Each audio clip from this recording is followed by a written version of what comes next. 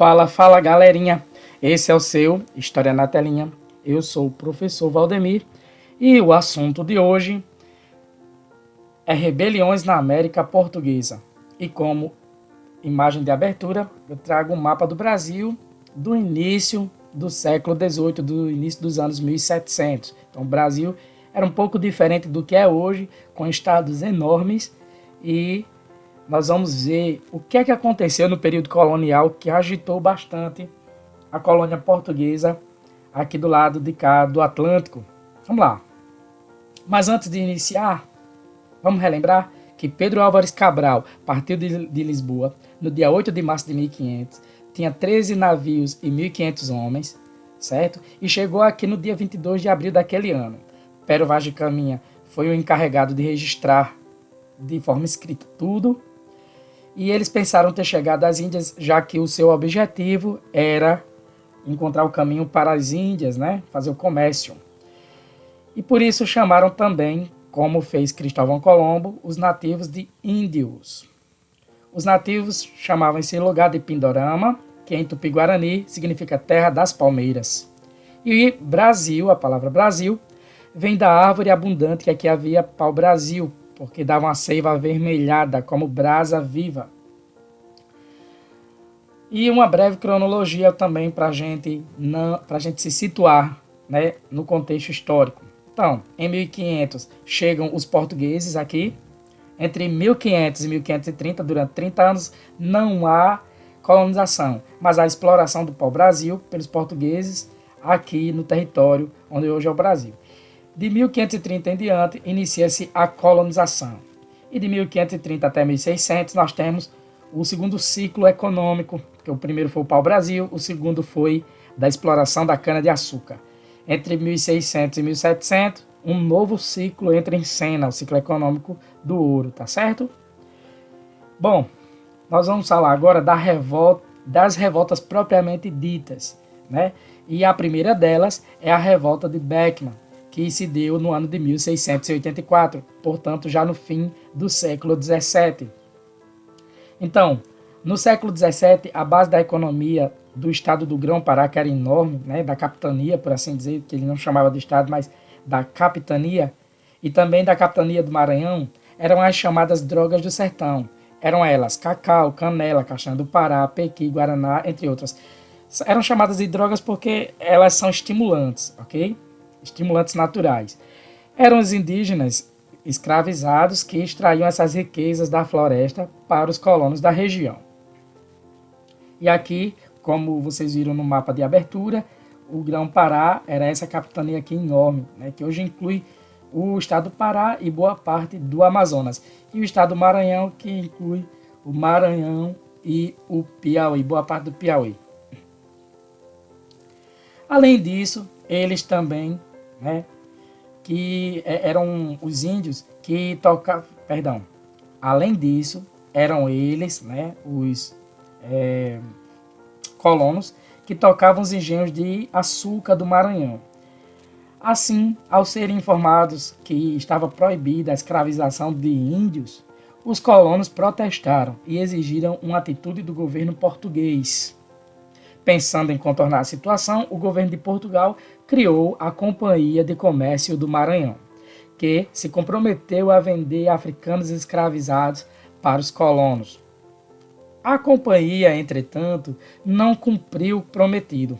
Além de não trazer a mão de obra africana para o Maranhão, sal, farinha de trigo, e pagava barato por aquilo que comprava da região, as drogas lá do comecinho, né, e a cana-de-açúcar, enfim, um produto, aquilo que era produzido na região, era adquirido por um baixo preço pela Companhia de Comércio do Maranhão, órgão criado pelo governo português para tentar contornar a situação, né, o protesto dos colonos aqui, por estarem proibidos de escravizar os índios. E aí os colonos começaram a planejar uma revolta contra a Companhia de Comércio do Maranhão, também contra os jesuítas e o governador local, que foi acusado pelos colonos de ser corrupto e de favorecer seus protegidos. Alguma semelhança com os dias odiernos, né, os dias de hoje?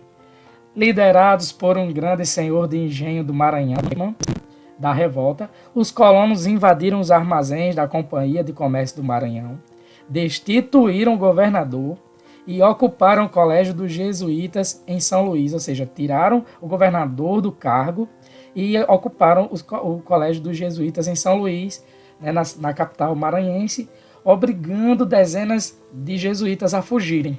O movimento armado recebeu o nome de Revolta de Beckman porque o seu líder tinha esse sobrenome. E ele teria dito a seguinte frase: não resta outra coisa a não ser cada um defender-se por si mesmo.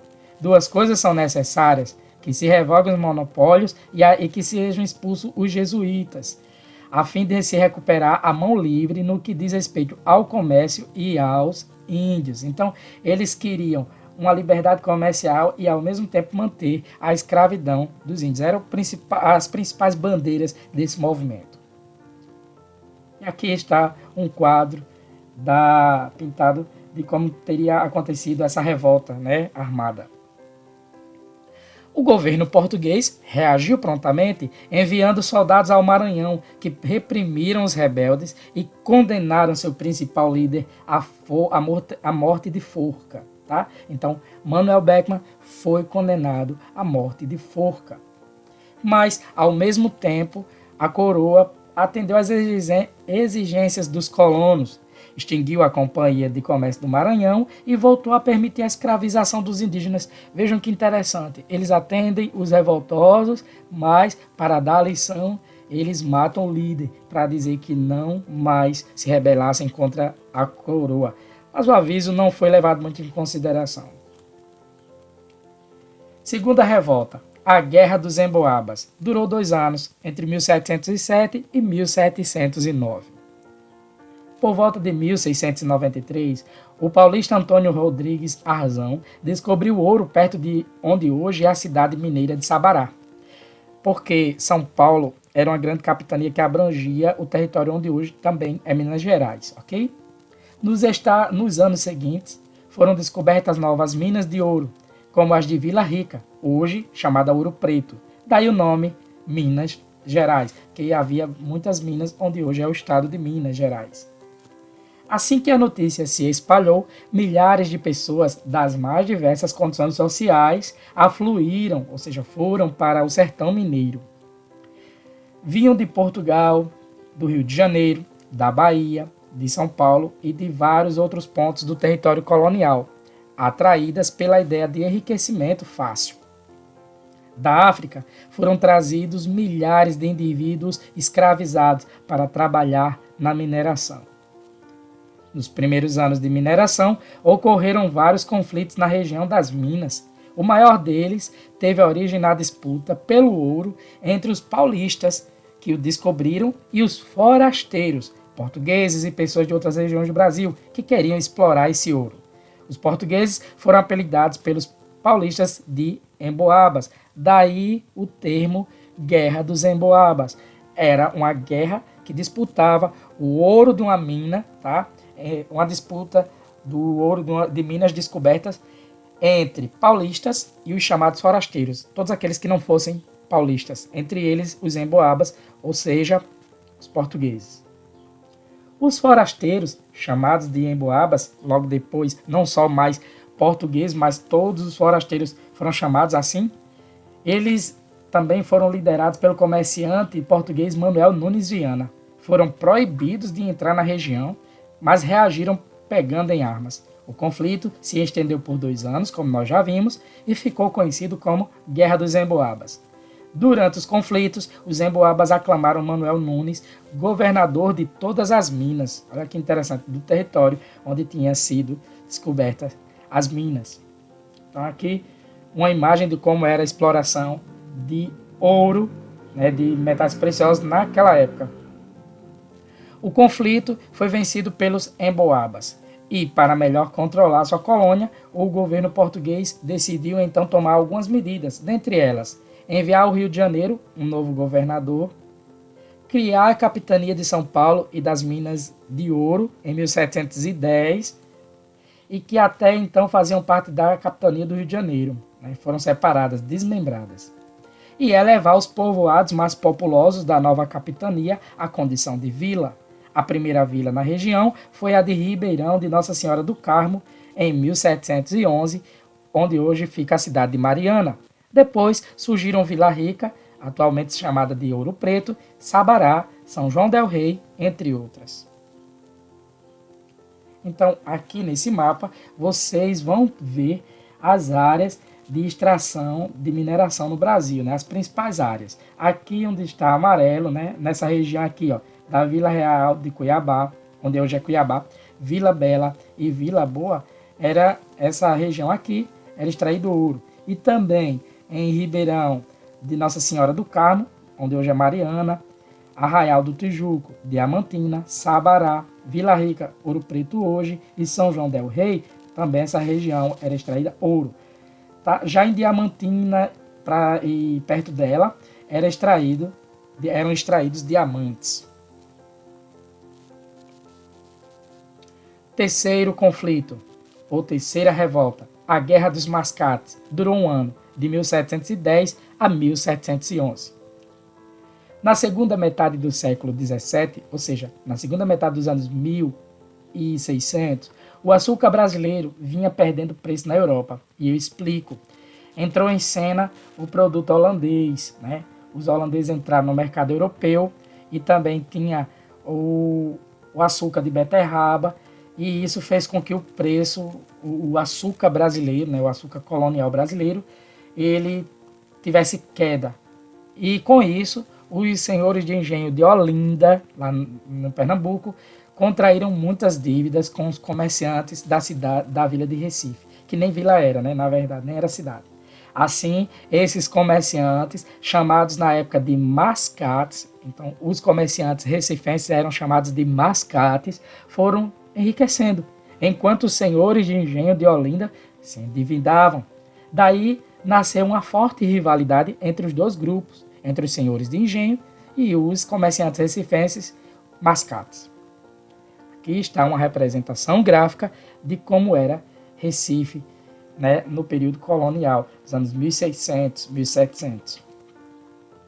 Embora fossem ricos, esses comerciantes não tinham poder político, e se explica porque Recife era controlada pela Câmara Municipal de Olinda. A capital pernambucana era Olinda e não Recife, e que essa Câmara era liderada pelos senhores de engenhos locais. Conscientes de sua força, os comerciantes de Recife pediram então ao rei de Portugal que elevasse seu povoado à vila. Então, Recife estava na categoria de povoado e não de vila, tá? Pois assim teriam sua própria Câmara Municipal e eles poderiam ter a liderança política, coisa que eles não tinham. Em 1710, o rei atendeu ao pedido dos comerciantes, muitos deles portugueses, que se apressaram em erguer um pelourinho no centro de Recife. O pelourinho era um mastro, né, que poderia ser uma tora de madeira ou uma construção de alvenaria, e que era um símbolo dizendo que aquele local, aquele povoado, estava passando a condição de vila, né, estava se emancipando da condição de vila e que não ia mais depender de uma outra vila. É como se um município se emancipasse, né? um distrito se emancipasse hoje em dia. Além disso, no pelourinho eram colocados os escravos que eram castigados publicamente, né? Inconformados, os próprios proprietários olindenses se armaram, invadiram Recife e destruíram Pelourinho, dando início, assim, à Guerra dos Mascates. Então, Guerra dos Mascates se deve ao nome que era dado, né, o termo dado aos comerciantes recifenses, que eram rivais políticos dos senhores de engenho de Olinda, que estavam endividados com esses comerciantes. Então, essa guerra aí, socioeconômica, tá certo? Política também. O governo português interveio em favor dos comerciantes, mandou os soldados reprimirem os olindenses e enviou um novo governador. Recife foi confirmada como vila independente e tornou-se capital de Pernambuco. Então, os senhores de engenho de Olinda, né, os olindenses, acabaram perdendo os santos e as esmolas, né? Perderam a causa, perderam a guerra e também perderam a capital para Recife. Até hoje, as duas cidades elas são muito próximas, tá certo? Elas são coladas uma na outra. Quarta revolta, a Revolta de Vila Rica, de 1720. Para controlar a exploração do ouro, cobrar impostos e julgar os crimes praticados na região, o rei de Portugal criou, em 1702, a Intendência das Minas. Era um órgão com essas finalidades: controlar a exploração do ouro, cobrar impostos e julgar os crimes cometidos na região. Na fase inicial da exploração do ouro, utilizavam-se a bateia, um tipo de peneira no formato parecido com de chapéu chinês, e o almocafre, uma espécie de enxada de cabo curto para cavar. Depois, passou-se a investir em novas técnicas de extração. Uma delas foi a roda do rosário, mostrada nessa imagem. Então, a roda era girada com a força da água e ela fazia girar um mastro que, por sua vez, impulsionava que saísse um rosário cheio de... que saía do fundo de onde era retirado o minério, e em canecos. Chamado de rosário porque pareciam contas de rosário, né? Rosário católico. Então, uma vez acionada essa roda, girava-se o rosário.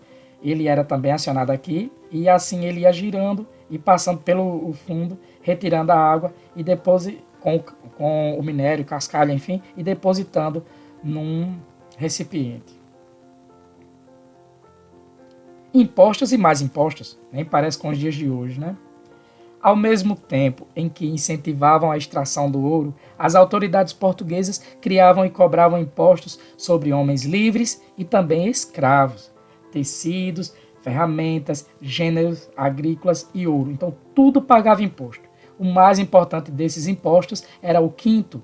O quinto equivale a 20% de todo o ouro extraído. Então, a cada quilo, né, a cada 1 quilo de ouro, ou seja, 1.000 gramas, 200 gramas eram da coroa portuguesa. O quinto. Cobranças e desvios. Bom, é de se imaginar que a população não vai aceitar que somente pagar impostos e tantos impostos. Veja o que aconteceu. A cobrança dos impostos era feita, sobretudo, nas estradas que ligavam as Minas ao Rio de Janeiro, a São Paulo e à Bahia, sempre policiadas por soldados, que eram chamados de dragões do Regimento das Minas.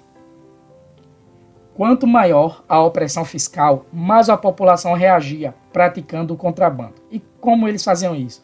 Escondiam o ouro entre os dedos dos pés, nos saltos e solas das botas, entre doces e salgados que as quitandeiras carregavam em seus tabuleiros, dentro de estátuas de santos. É aqui que nasce a expressão santinho do pau oco. Por quê? Porque, como você pode ver aqui nessas imagens, você tem uma imagem de uma santa, né, da Senhora do Rosário, e uma imagem de outro santo. Então, o que acontece?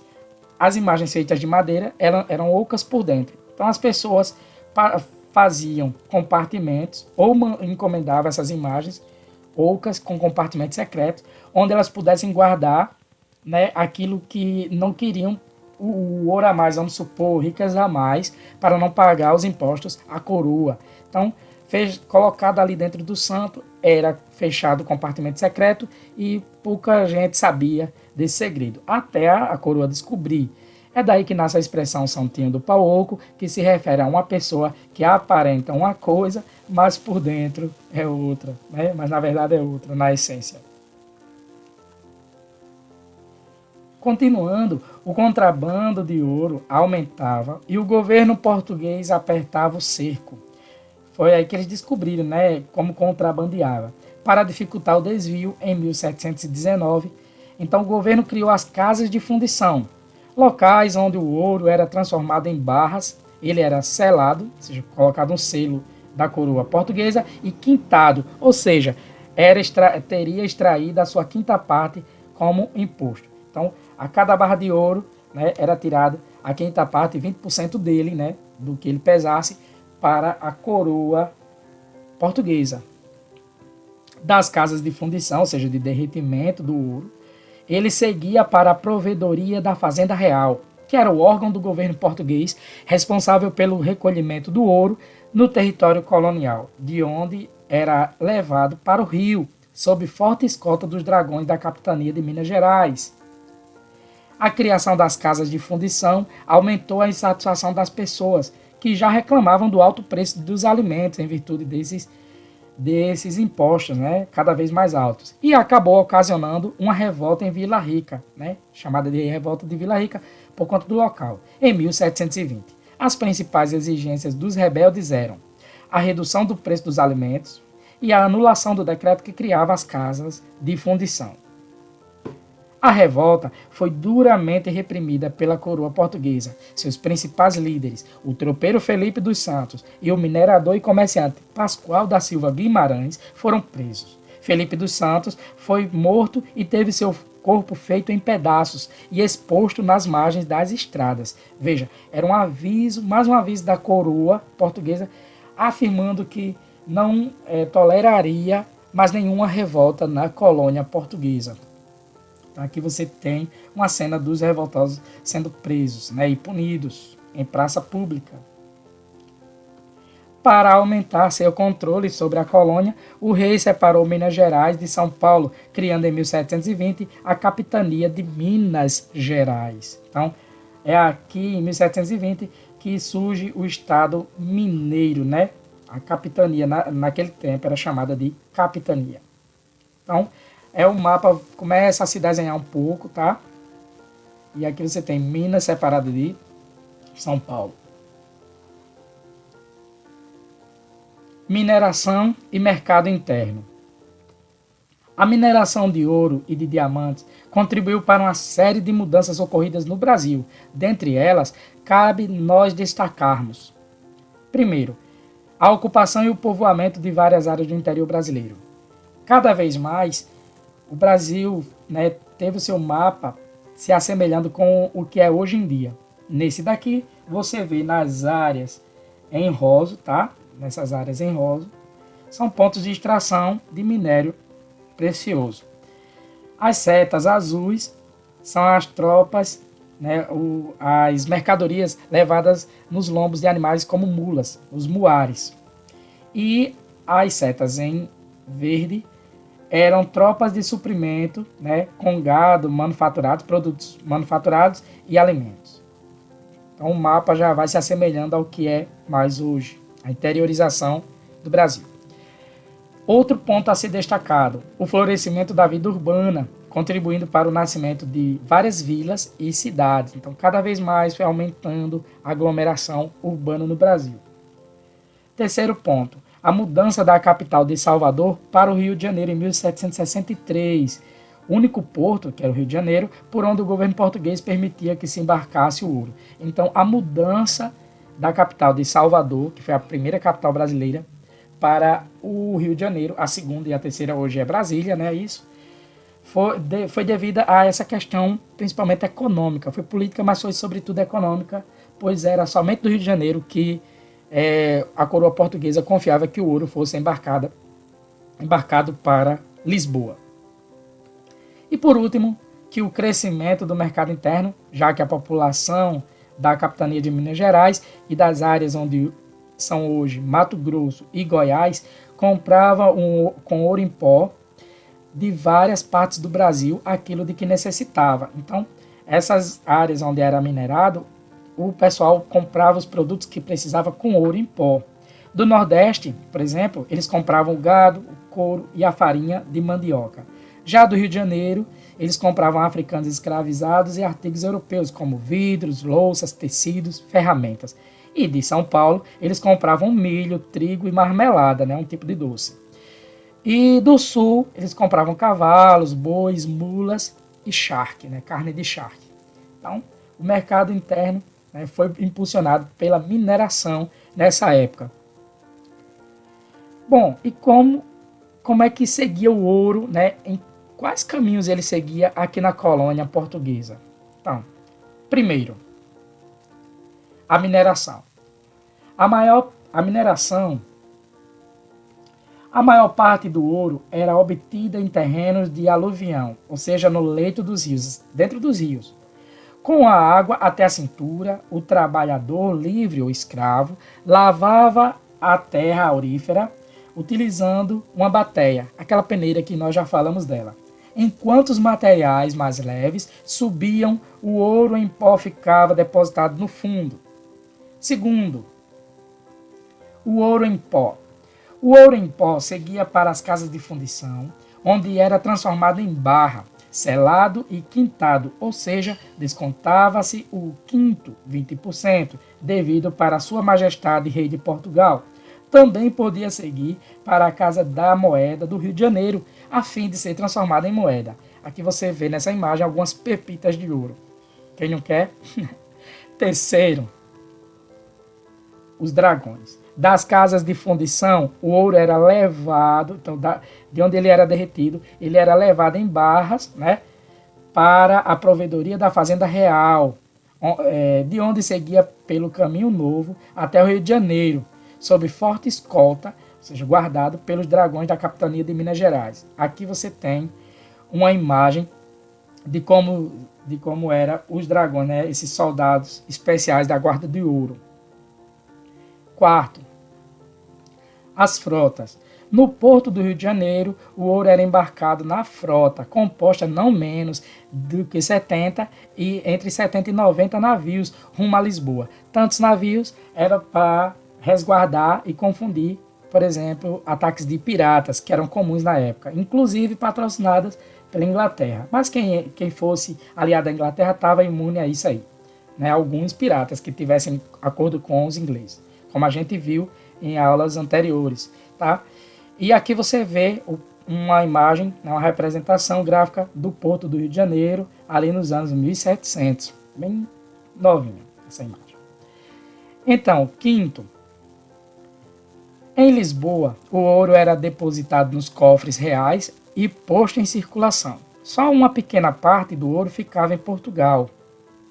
Aqui você tem, né, um porto em Lisboa. E por último, cerca de 50% do ouro arrecadado foi repassado, ou seja, metade do ouro arrecadado aqui na colônia foi repassado à Inglaterra e aproximadamente 30% a outros parceiros comerciais. Então só 20% do ouro ficou mesmo com os portugueses. Aqui está um dos portos de Londres. Bom, esses foram os caminhos do ouro, ok? E aqui os caminhos do ouro, bem resumidamente no mapa. Então, ele saía das minas, era encaminhado às casas de fundição, derretido, feito as barras de ouro e tudo mais, levado sob escolta, né, pesada até o Rio de Janeiro. Do Rio de Janeiro era escoltado por 70 ou 90 navios até Lisboa. E boa parte desse ouro ainda seguia para Londres, que era um parceiro comercial e político de Portugal à época. A quinta revolta, né, o quinto conflito colonial. Também os conflitos coloniais ou revoltas coloniais são chamados de revoltas nativistas, pois eles aconteceram com pessoas que nasceram aqui ou aconteceram exclusivamente na colônia, né, aqui portuguesa no Brasil. A Conjuração Mineira, bem conhecida, ela é de 1789. A partir de 1760, as jazidas de ouro mineiras começaram a se esgotar. Apesar disso, o governo continuou cobrando pesados impostos e fazendo proibições, como impedir a instalação de indústrias no Brasil. Essa política opressiva empobrecia os habitantes da colônia e aumentava o medo e a insegurança em Minas Gerais. Então, muitos dos habitantes mineiros queriam investir em outras áreas, mas a coroa não deixava, além de cobrar pesados impostos. Esse gráfico aqui mostra os quinquênios, ou seja, períodos de 5 e do outro lado a quantidade de ouro em quilogramas, tá certo? Então aqui você tem 1 tonelada de ouro no primeiro quinquênio do século XVIII, né? Mas ele chega ao ápice, né? Eles conseguem 10 toneladas de ouro, né, eles conseguem extrair entre os anos de 1736 e 1740. Mas depois desse ápice, né, desse auge, eles vão acabando diminuindo. Ó. Vão caindo, decaindo, até chegar a apenas 3 toneladas, né, apenas entre aspas, no último quinquênio do século XVIII. Então, em 1788, quando um novo governador, enviado por Portugal, anunciou que haveria uma derrama, isto é, a cobrança forçada dos impostos atrasados, um clima de revolta tomou conta da população. A capitania de Minas Gerais devia a Portugal mais de 5 toneladas de ouro. Olha só a apreensão da população, já que tinha impostos atrasados, né? Eles extraíam cada vez menos ouro e se endividavam cada vez mais. Era uma proporção inversa. Os colonos diziam que não podiam pagar porque o ouro estava se esgotando. As autoridades portuguesas afirmavam que o problema era que o ouro estava sendo desviado. Então, os colonos de um lado afirmavam que o ouro estava acabando e, portanto, eles não tinham como pagar esses impostos cobrados por Portugal. E, por outro lado, a coroa portuguesa dizia que eles estavam desviando, como faziam, como a gente viu, por exemplo, nas imagens de santo e outras formas de contrabando, né? Reagindo a esta situação opressiva, um grupo de homens, quase todos da elite de Minas, começou a se reunir em Vila Rica para planejar uma rebelião contra o domínio português e instalar a República no Brasil. Entre os rebeldes estavam Tomás Antônio Gonzaga, juiz de Vila Rica, Cláudio Manuel da Costa, advogado intelectual renomado, Inácio de Alvarenga Peixoto, dono de jazidas e filho de grande fazendeiro e comerciante, Padre Oliveira Rolim, chefe político do Arraial do Tijuco, atual Diamantina, agiota e negociante de diamantes, Padre Carlos Correia de Toledo, dono de terras minerais e de uma grande fazenda que produzia milho e feijão, dentre outros ricos da capitania, e Joaquim Silvério dos Reis, um contratador. Como se vê, eram em sua maioria homens ricos, alguns deles endividados, que temiam perder tudo no dia em que a derrama, ou seja, a cobrança dos impostos atrasados pelo Reino de Portugal, fosse aplicada. Entre eles estava também um homem que tinha sido dentista prático, ou seja, um dentista que operava, extraía os dentes por necessidade do momento, mas não era formado médico, ele não era dentista de formação. Ele também tinha sido tropeiro, comerciante, que levava as suas cargas em lombos de animais, garimpeiro e que aos 30 anos tornara-se militar. O alferes, que hoje seria um segundo tenente, Joaquim José da Silva Xavier, conhecido por todos como Tiradentes, por conta que ele extraía dentes, ok? Então aqui, Tiradentes. Os conjurados, tá? Conjurados porque eles fizeram um juramento, de instalar a república, e eles compartilharam esse juramento. Então, os conjurados, eles defendiam a independência de Minas Gerais, a proclamação de uma república com capital em São João del Rei, lá em Minas Gerais, núcleo agropecuário que mantinha intenso comércio com outras regiões brasileiras, e a criação em Vila Rica de uma universidade e de uma casa da moeda para controlar a emissão de dinheiro. Então, eram essas as reivindicações dele. Independência de Minas Gerais, proclamação da República, deixando de ser colônia e deixando de seguir ao rei de Portugal, que mais? A criação de Vila Rica e uma universidade e também de uma casa de moeda.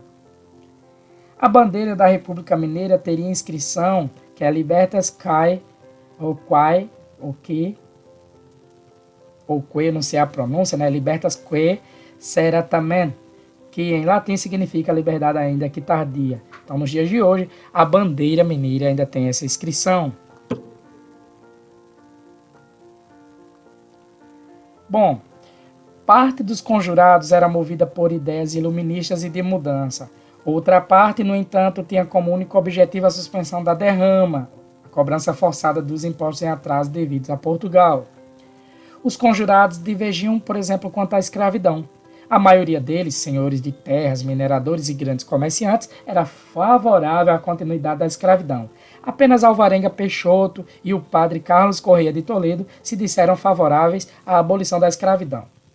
A rebelião foi denunciada por vários indivíduos. Um deles, o coronel Joaquim Silvério dos Reis, contou o plano dos conjurados ao Visconde de Barbacena, o governador de Minas, na época, em troca do perdão de uma dívida que tinha com Portugal, e foi perdoado. Silvério dos Reis morreu rico quase 30 anos depois. Esse é o camaradinho aqui, um deles que entregou o esquema, né, dos conjurados, o segredo daqueles que queriam a proclamação da República no fim do século XVIII.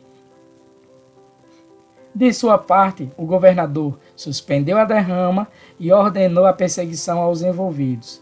Tiradentes e os demais conjurados foram presos. A rainha de Portugal, na época, Dona Maria I, ordenou a abertura de 2 processos, um no Rio de Janeiro e outro em Minas Gerais. O julgamento durou 3 anos, de 1789 a 1792, só se concluiu em 1792. 11 conjurados foram condenados à forca. Depois, as sentenças foram alteradas e somente Tiradentes foi condenado à morte. Os demais receberam a pena de degredo, ou seja, de exílio, e eles foram levados, né, à força para as colônias portuguesas da África. Tiradentes, no entanto, foi enforcado e esquartejado em 1792. E as partes de seu corpo foram derramadas pelo caminho que ligava o Rio de Janeiro a Minas Gerais, ficando sua cabeça em Vila Rica. A intenção da rainha era lembrar a todos o preço a ser pago por quem se rebelasse contra a monarquia. E esse é o famoso quadro de Tiradentes esquartejado, pintado pelo artista paraibano, o pintor areiense Pedro Américo.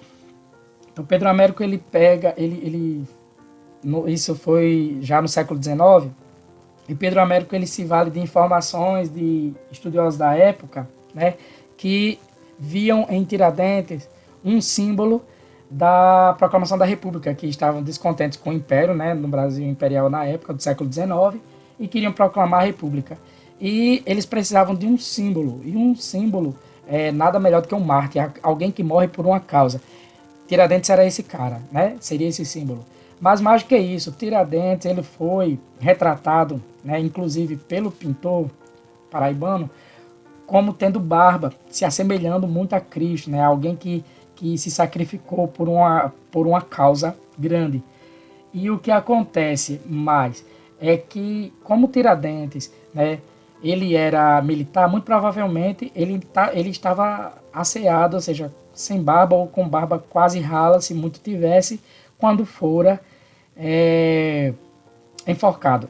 Enfim, não há uma conclusão sobre a imagem ao certo de Tiradentes, tá certo? Então essa imagem que se tem hoje se assemelha muito a Cristo propositalmente, porque os estudiosos da época que assim fizeram, né, do fim do século XIX, queriam um símbolo para a proclamação da República.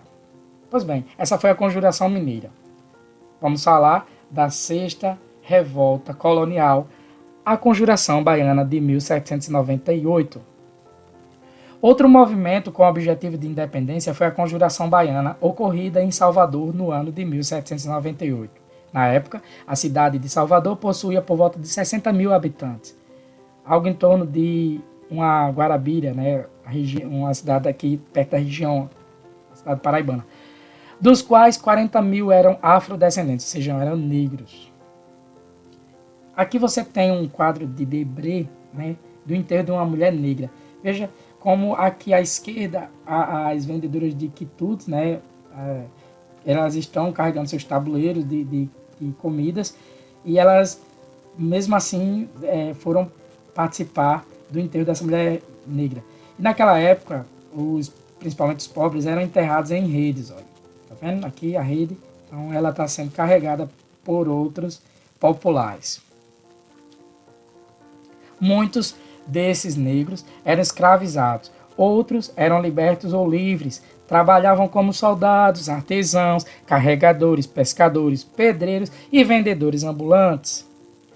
Em Salvador, no final do século XVIII, ou seja, no final dos anos 1700, a população e o comércio vinham crescendo e levando a prosperidade para os senhores de terra e grandes comerciantes. Para a maioria da população, porém, a situação era crítica, pois os preços, principalmente da carne e da farinha de mandioca, vinham subindo mais do que seus ganhos. Então era uma proporção inversa. Os ganhos da população, principalmente a mais pobre, vinha diminuindo, não acompanhava o crescimento, né, a inflação dos preços dos alimentos. Os impostos abusivos também contribuíram para a alta nos preços de outros alimentos. E além disso, a obrigação de importar produtos industrializados, já que o Brasil era proibido de fabricá-los encarecia esses produtos. O racismo contra os afrodescendentes prejudicava a vida também em sociedade. Então tinha muitas questões, muitos problemas que envolviam a sociedade soteropolitana, né? Os habitantes de Salvador. Eles padeciam de questões sociais, né, como racismo, políticas, porque eles eram explorados pela coroa, e também econômicas, pela inflação dos preços e cobrança de impostos. Essa situação gerava uma insatisfação generalizada entre as camadas pobres e médias da população. Isso explica porque em 1798 as ruas e ladeiras da Cidade Alta e da Cidade Baixa de Salvador foram palcos de várias agitações políticas. Entre os insatisfeitos estavam alguns intelectuais, como o médico Cipriano Barata e o padre Agostinho Gomes, que começaram a pregar ideias de liberdade, igualdade e fraternidade, que, como nós vimos em aulas anteriores, era um dos lemas da Revolução Francesa de 1789, tá certo? Atraindo com isso muitas pessoas pobres, artesãos, soldados, trabalhadores, escravos e libertos. Alguns homens ricos da Bahia também se sentiram atraídos pelo movimento, pela possibilidade de romper com Portugal e estabelecer o livre comércio com as nações. Em 12 de agosto de 1798, Salvador amanheceu com dezenas de panfletos afixados em seus prédios públicos, alguns deles com a seguinte mensagem: o povo bainense, que era assim chamados baianos na época, e republicano, ordena, manda e quer que para o futuro seja feita a sua digníssima revolução. Imagina aí. Então, aqui você tem um trecho desse panfleto revolucionário citado, né, por esses autores, Mary del Priore, Maria de Fátima das Neves e Francisco Alembert, né, no livro Documentos de História do Brasil, de Cabral, aos anos 90. Ó vós, povo que nasceste para seres livres e para gozares, ou seja, aproveitar dos bons feitos da liberdade, ó vós povos que viveis flagelados com pleno poder do indigno coroado, que esse mesmo rei que vós criastes, esse mesmo rei tirano, é quem se firma no trono para vos vexar, para vos roubar e para vos maltratar. Vexar é envergonhar. Homens, o tempo é chegado para a vossa ressurreição. Sim, para ressuscitardes do abismo da escravidão, para levantardes a sagrada bandeira da liberdade. A liberdade consiste no estado feliz, no estado livre do abatimento. A liberdade é a doçura da vida, o descanso do homem com igual paralelo de uns para os outros. Finalmente, a liberdade é o repouso e a bem-aventurança do mundo. Então, o foco principal era a liberdade, certo? Em seus panfletos, os rebeldes defendiam o fim do domínio português na Bahia, ou seja, que a Bahia se tornasse livre, a proclamação de uma república em que todos tivessem igualdade de tratamento, a abertura do Porto de Salvador para o livre comércio, a diminuição dos impostos e o aumento dos soldos, né, do pagamento dos soldados e da oferta de alimentos, e o fim do preconceito contra os negros. As palavras usadas pelos rebeldes, liberdade e república, atemorizaram as autoridades dos dois lados do Atlântico, né, tanto de Portugal como daqui da colônia portuguesa. Elas sabiam que esses ideais tinham inspirado a Revolução Americana, de 1776, a independência dos Estados Unidos, a Revolução Francesa, de 1789, e as lutas por liberdade em São Domingos, de 1791. Nós vamos estudar essas revoluções, com exceção da Revolução Francesa, que nós já estudamos, ok? Isso explica porque a reação do governador-geral da Bahia, Dom Fernando José de Portugal e Castro, foi imediata. Ele mandou prender dezenas de rebeldes e condenou à morte 4 líderes da rebelião, só que todos eles eram afrodescendentes, ou seja, negros e pobres. Em 8 de novembro de 1799, por ordem da rainha de Portugal, Dona Maria I, aquela que condenou os conjurados mineiros, Os soldados Lucas Dantas e Luiz Gonzaga das Virgens, e os alfaiates João de Deus e Manuel Faustino, todos filhos e netos de escravos, foram enforcados e esquartejados na Praça da Piedade, em Salvador. Vale aqui um adendo, tá certo? Um comentário. Essa revolta, a Conjuração Baiana, também ficou conhecido como Revolta dos Alfaiates, porque dois dos seus, né, dos enforcados eram alfaiates. Aqui, João de Deus e Manuel Faustino. Então, esses foram os 4 que sofreram. Dezenas foram presos, mas só eles 4 pagaram com a vida, né? Lucas Dantas e Luiz Gonzaga, este aqui, o primeiro e o terceiro, eles eram soldados. Já Manuel Faustino e João de Deus eram alfaiates. Aqui está o fardamento, né, dos Henriques milicianos, dos quais eram soldados Lucas Dantas e Luiz Gonzaga. Luiz Gonzaga, como nós já falamos. E aqui está a punição aos rebeldes, né, o enforcamento e depois esquartejamento em praça pública. Bom, vamos agora fechar tudo que nós vimos. Nós vimos 6 rebeliões, 6 revoltas coloniais que aconteceram entre os anos 1600 e os anos 1700. Então, vamos ver quais foram. A primeira que a gente viu foi em 1684, a revolta de Beckman, que aconteceu no Maranhão, que se revoltaram contra o monopólio exercido pela Companhia do Comércio do Estado do Maranhão e também contra a proibição de escravização dos índios.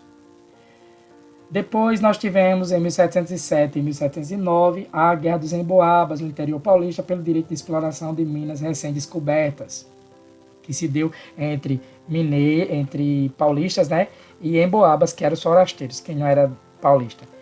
Depois nós tivemos a Guerra dos Mascates, no Recife, que foi uma disputa que envolvia questões de produção de cana-de-açúcar entre 1710 e 1711. Né? Eram comerciantes recifenses que eram credores de donos de engenho de Olinda, que deviam bastante para esses comerciantes, chamados de mascates.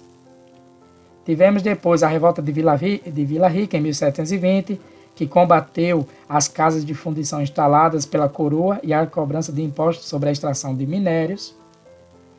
Tivemos ainda a Conjuração Mineira, também chamada de Inconfidência, porque eles fizeram um pacto de silêncio, contra a política fiscal da derrama, cobrança de impostos atrasados, praticada pela coroa portuguesa no ano de 1789. Esse ano aqui, descarta, é 1789. 1792 foi o enforcamento e esquartejamento de um só dos líderes, que foi Tiradentes. E por fim, nós vimos a Conjuração Baiana, a revolta também chamada de Revolta dos Alfaiates, que pretendia a independência da Bahia em 1798. Bom, pessoal, essa foi nossa aula. Eu espero que vocês tenham curtido, tenham gostado. Se tiverem alguma dúvida, volta, pausa. Não esqueça que estudar é preciso. Um forte abraço, fiquem com Deus e tchau, tchau.